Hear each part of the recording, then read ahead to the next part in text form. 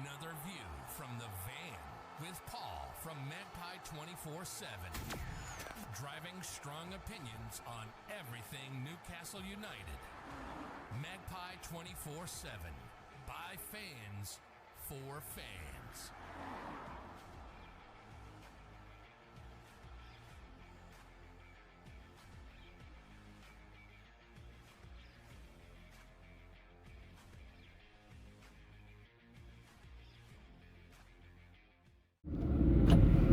How's everybody doing? It is Paul from Magpie 24/7 with another view from the van. I hope everybody is A-OK and got over the shock about yesterday's video about Steve Bruce potentially being a candidate for Manager of the Month. Yes, that's what was getting talked about earlier on the radio.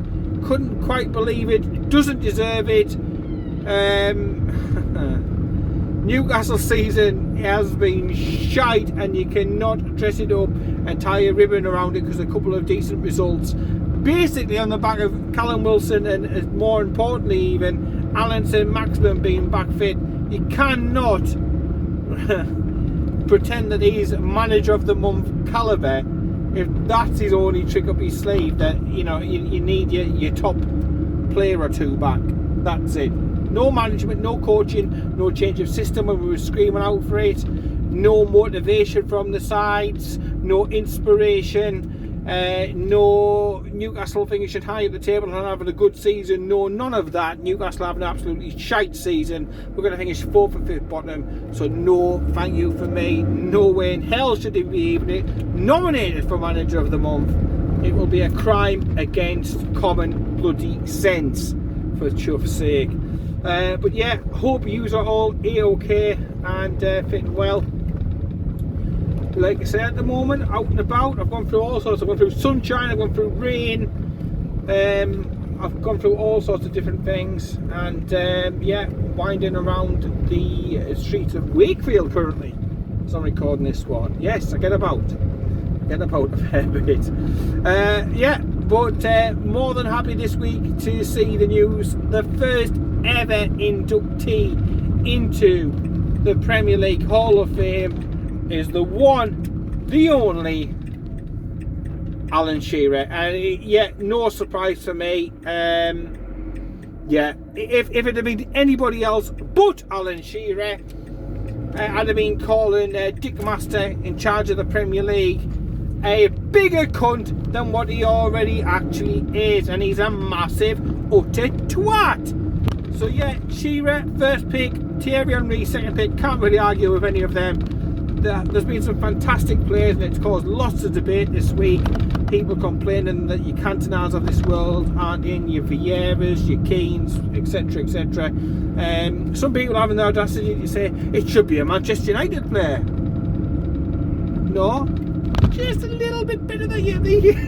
Just a little bit better that he turned you down. Still, after all these years, after all of this time, Manchester United fans just still a little bit bitter about Shearer turning you down. But yeah, he had to be. At the end of the day, he's the Premier League's all-time leading goal scorer, and he did it not in a Manchester United team that were pumping chances all of the time. He did a lot of that in a Newcastle team who were fighting, yeah, sporadically towards the top, but also in lots of struggling sides where we didn't create oodles of chances, shall we say. So to do that at Newcastle and still be the benchmark, even for years and years that have gone past since, is fantastic. He is simply one of the best footballers that has ever walked the planet. You look at the awards, the FIFA stuff, when you're comparing about players at the top of the game and stuff like that. And this man, it's just literally unbelievable. It is unbelievable what he achieved, what he did. Yeah, he could have gone to somewhere else. He could have gone to a Manchester United and had shitloads of cups, this, that and the other. And I'm sure all of the Man United brigade would have been getting the wank socks out and yeah, rightfully chuffing over that. But no, you cannot take it away from him. You cannot. Totally deserved. Thierry Henry, no problems with him being up there as the second inductee as well. A fantastic striker. Obviously, I remember when he started first, and he struggled a little bit actually, Thierry Henry, at first. And they were playing him out wide, weren't there, a lot, as like a bit of a winger. But yeah, his quality showed through, and he was a fantastic player. And yeah, no doubt the likes of the Roy Keanes that have been mentioned, the Cantonas, the Vieiras, they will get inducted into the Hall of Fame. It's not just, you know, saying, oh well, he's never going to get inducted, because clearly they are very, very good, talented, extraordinary in their field footballers. But the leading ever goal scorer, surely your muppet has to go in first. Of course he's earned it. And there was one person in particular who was like, he hasn't earned it, he's only done it at Newcastle. Well, the thing is, at Newcastle, I'd argue that there is other players that we have had over the years that the Premier League has been going since, what, 92? Yeah, I remember it well. Just starting school, well, just starting secondary school, not bloody primary school, starting secondary school. So I remember it well, the buzz, the excitement of the Premiership, and all these influx of glittering stars that came in. But although, like I mentioned before, there has been fantastic players at lots of other clubs, and I've mentioned some of them before, your Vieiras, your Zolas, absolutely fucking fantastic what he could do with a ball. And I could go on, even your Canio's and stuff, immense skill, unbelievable talent. All of these players are going to end up in it. But looking from a Newcastle perspective, and that's what got me thinking whilst I was out today in the van, and I got a message off Kyle, and I was like, oh yes, that'll be one to talk about and have a think about. But yeah, you know, like, who would be the next lot from the Newcastle side of it? I'm not saying they should go in above anybody else, not dick measuring like lots of people seem to do, just stating the Newcastle side of who realistically could be going into the Premier League Hall of Fame in the future from the Newcastle side of him, people who have represented our football club and done it with distinction, honour, class, skill, and so on. So entirely off the top of my head, but the next player that springs to mind after Shearer, we're talking again like Premier League, it has to be Andy Cole. Again, did it at other clubs, you know, fantastic ability, scored shitloads, and his partnership with Peter Beardsley was absolutely and totally unfiltered filth. It was absolutely a joy to watch. Them two playing together, unbelievable. So definitely got to be Andy Cole at some time for what he did here. And obviously he's gone on to Manchester United. That was a painful one to swallow at the time. It really was. I was gutted when that happened, but obviously in King Kev we trusted and would always trust and believe the man at his word. He doesn't speak shite like Steve Bruce and all these do, and the current crop of Newcastle managers and staff. So yeah, gotta be Andrew Cole or Andy Cole. Touched upon another one there as well, Peter Beardsley. For you, does he go in? I know there's been the issues, you know, towards the end of his time at Newcastle, but we're talking about the playing career, and if you watch it back, the feet, the shuffle, the goals, the movement, you know, and again, an absolute joy to watch. You were happy to hand over your money to buy your ticket, just to watch what the man did. It was worth the entrance fee alone. And I can remember as a kid working paper rounds and all sorts during the week just to save up enough money so I could get tickets, so I could get taken through, so I could you know, so I could join in. And it was worth it. The early mornings, the getting up, the 5 o'clock in the mornings, the folding papers, the delivering newspapers left, right and centre, was all worth it to see the likes of Peter Beardsley out on the ball. Like I said, he's passing, you didn't know which foot he could go on to, left or right, the little shimmies that he did, and the goals. He scored plenty of goals, and obviously as his career went on, he dropped a little bit back, deeper back. But yeah, Pedro he's got to be in there. He's got to be within the reckoning. And then that takes me on to my next one. And again, I'm continuing the theme and the trend, which is of attacking talent, which is, you know, that is what you pay to see, isn't it? It's not not other areas, but we'll get on to the other areas in a minute anyway. But yeah, continuing in the striker department, and again, it's a no-brainer. One of the very, very best. You know, if Shearer hadn't have come, would I have been happy with this lad leading the line? Yeah, no doubt about it. Absolute beast of a player. Scored so many goals, a variety of goals. Always have confidence in him scoring goals. And again, absolutely gutted as a kid when this lad left to go to Spurs. Oh, it was like, what? Really?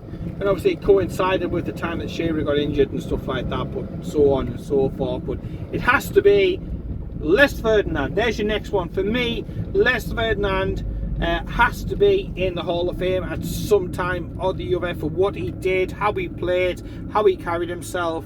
And again, you're talking about goals galore. Absolutely beast. Defenders could not live with him. They could not live with him. And again, what a snip, what a bargain. What I'd give for a Les Ferdinand in today's side, in today's team. And what would he be worth in today's market? Oh my word, absolutely crazy. So yeah, continuing on, I'm going to stick with the forwards. I'm on a roll.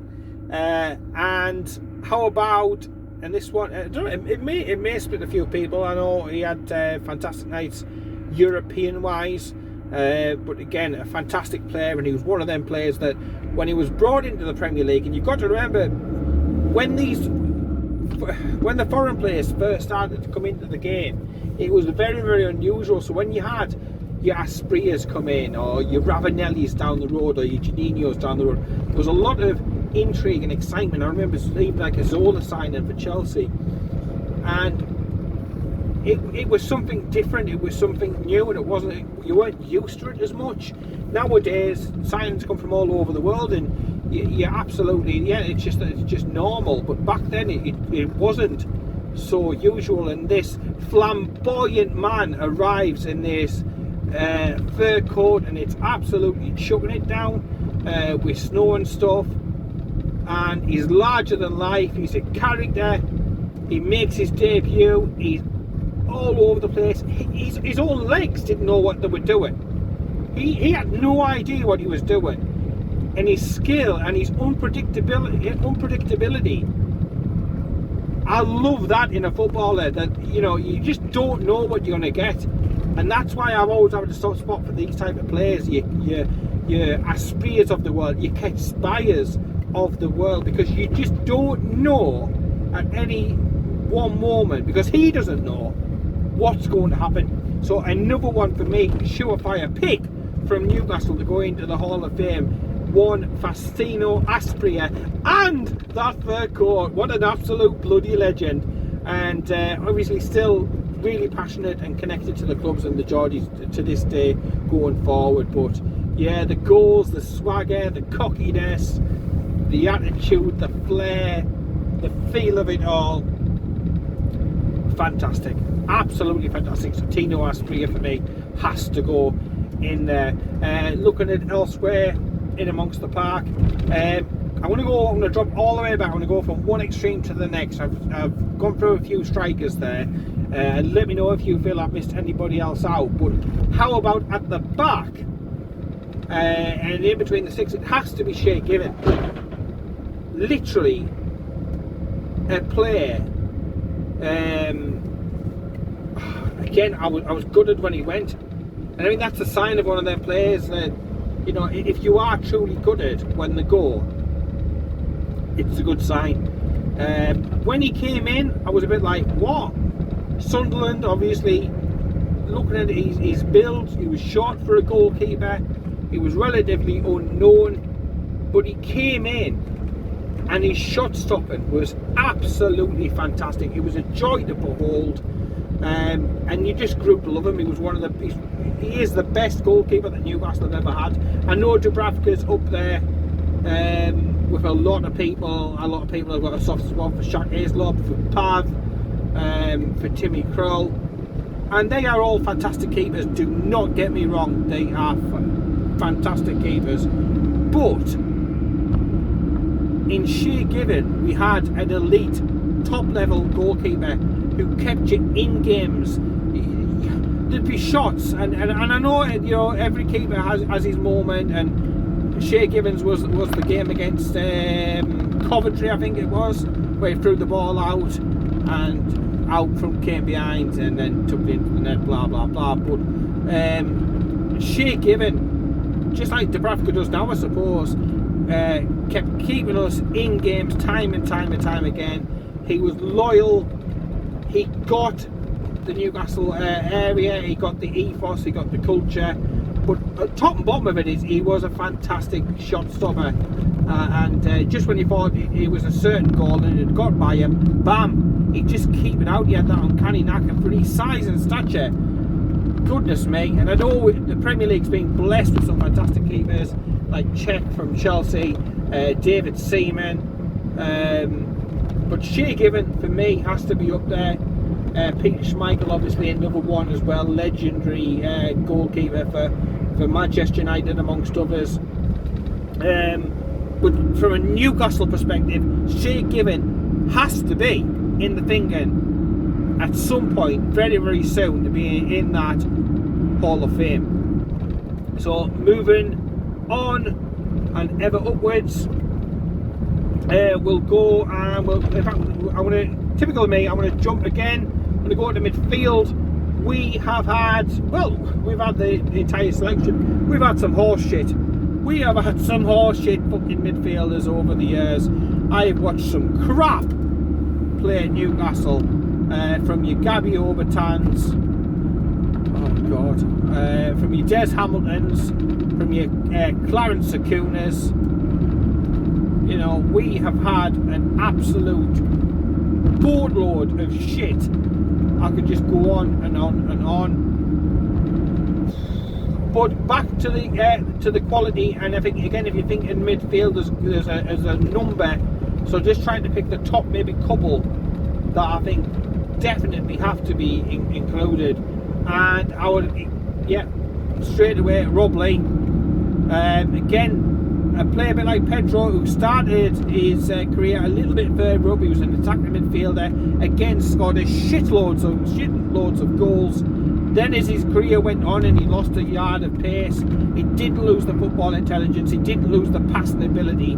He just dropped a little bit deeper back and deeper back and deeper back. And then even when he was literally chucked out of the squad, not even given a squad number by Rude.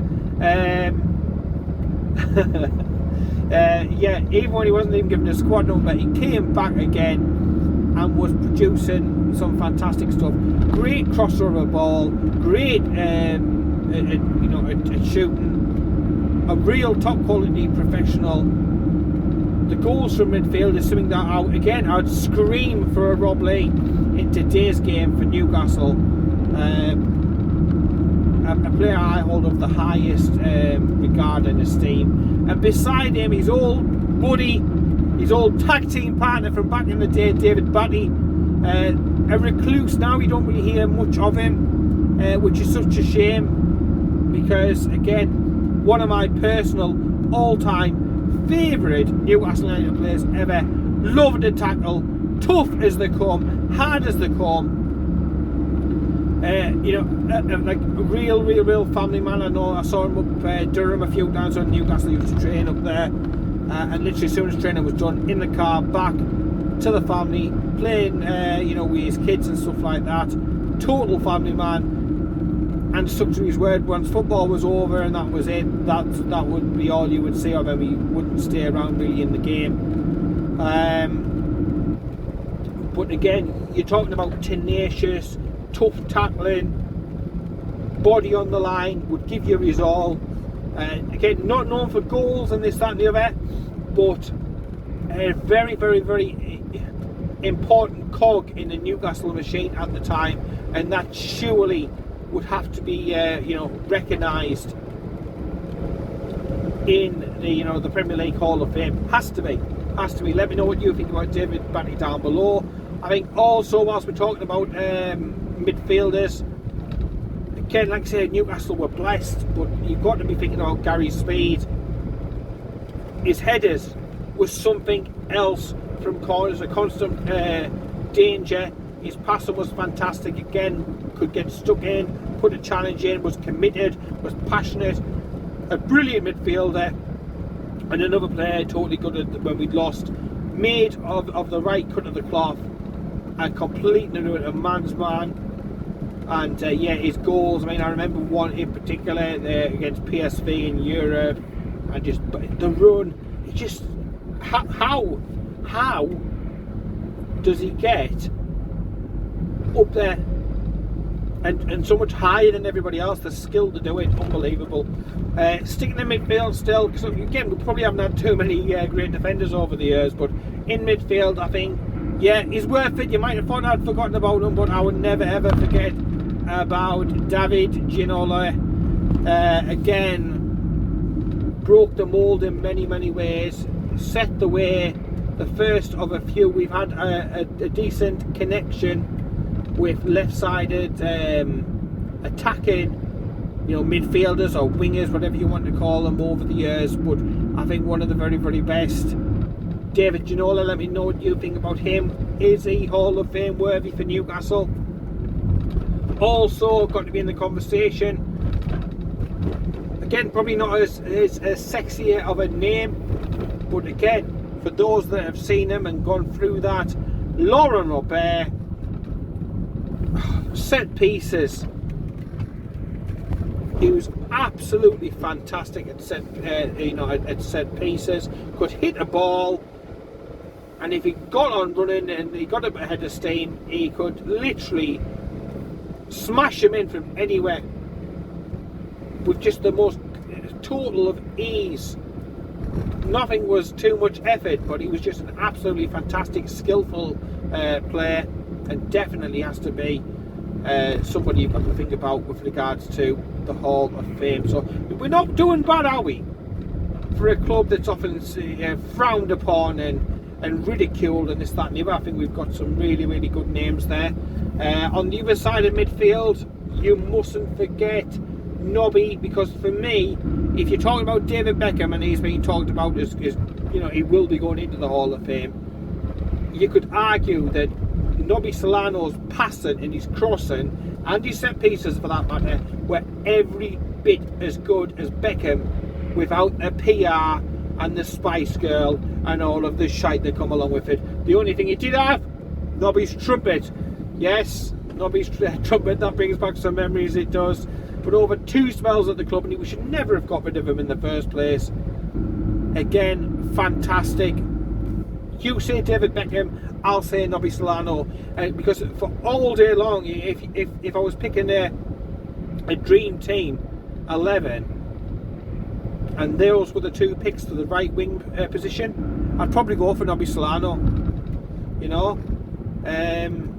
That is how high I rate him, because I totally respect David Beckham and admire him as a footballer, but for me, Nobby Solano, he had it all. He had it all. The Peruvian, I'd love to see him back at Newcastle. I really would. He could teach some of these lads in the current setup a few things about how to cross a fucking ball. So we're doing pretty well on there. To the defence, it is really difficult, because the thing is, there's no doubt about it, the likes of Jonathan Woodgate, if he'd have stayed at Newcastle a little bit longer rather than get his move over to Real Madrid, would have to have been considered in amongst the defence. And we've had lots of good players, your Warren Bartons of the world, fantastic players, but will they get in the first batch, the superstar batch, if you like, of players? I just can't really see it. It's not an area that Newcastle are always generally totally blessed with. We've got some good players like Jamal Lascelles, Provicio, Colaccini, you know, through at the back, Philippe Albert. I used to love Albert with his runs forward. He was mentally, get the ball, you think, I'm having a bit of this, I haven't seen a bit of the ball for the last 5-10 minutes. And that's how Newcastle used to play. We had so much wonderful players in the team that your defenders would be like, oh, well, I want a little bit for myself. So he would literally get the ball on the 18-yard box and just say, I'll go for a charge. And yeah, absolutely fantastic. I love Philippe Albert, but I don't think he would be Hall of Fame worthy. But in the same way that I loved Hatem Ben Arfa, and it's so frustrating with Hatem Ben Arfa because he could have been, and I make no denial about this, he could have been one of the best footballers in the world. And people will be saying, oh, what? You're off your tits. The skill he had was off the fucking charts. The excitement levels every time he touched the ball was unbelievable. But it's his dedication and the lifestyle. I know I'm fine one to talk. But everything else like that sort of caused him issues and caused him problems. And then going to work with Steve Bruce probably didn't help. But it's a case of what could have been. I think we had Ben Arfa. Yeah, gutting, really gutted. But no, love him to bits. Hatem Ben Arfa. Wish could have come to Newcastle, stayed in Newcastle all his life, and just being that player that we saw against, you know, like the Bolt goal and that sort of thing, all of the time. Because he was capable. He was 100% capable of doing that at any fucking time. And just think about now, just smile on your face. Absolutely, you know, such a talented footballer. And there's been lots of other great players that we've had over the years. There's lots of good players who have left us and gone on to have fantastic careers elsewhere. Look at your James Milners of the world and stuff as well. Again, I'm not saying he's one of the world's best, but he's gone on to do and achieve really great things. But yeah, that's my initial thoughts. Oh, totally and utterly off the top of my head, not thinking about it. I probably missed somebody out who I shouldn't have missed out, and I'll be fucking kicking myself later on. But yeah, that's not bad, is it, for the first few? And it's not bad for a club who lots of people, like I say, look down, ridicule. You know, oh, they're not a massive club and this, that and the other. Tell you what, we've had some absolutely fantastic footballers, but yeah, few better, in fact none better though than the man that went as first pick into Dick Masters Hall of Fame, and that is one Alan Shearer. Totally and utterly well done, well deserved, totally earned. Free kicks, penalties, back to goal, bearing down on goal. Say, you could fire them in. He could shoot and hit thundercunts. If the ball was knocking around in the 18-yard box and it was a game of pinball, he'd finish the bastard game. That good. I don't think I'll ever see any better than that man in the Premier League. For all those people whining like little bitches why their number one pick hasn't been the first pick, nah, there would have been a huge stewards inquiry if it hadn't been Shearer. Totally the right call, the right decision, the right player. Yeah, for once the Premier League gets something fucking right. Hey, fucking hell, give Dick Master a fucking gold star. No, take the fucking gold star off him, he's a twat. Approve that fucking takeover, Dick Master.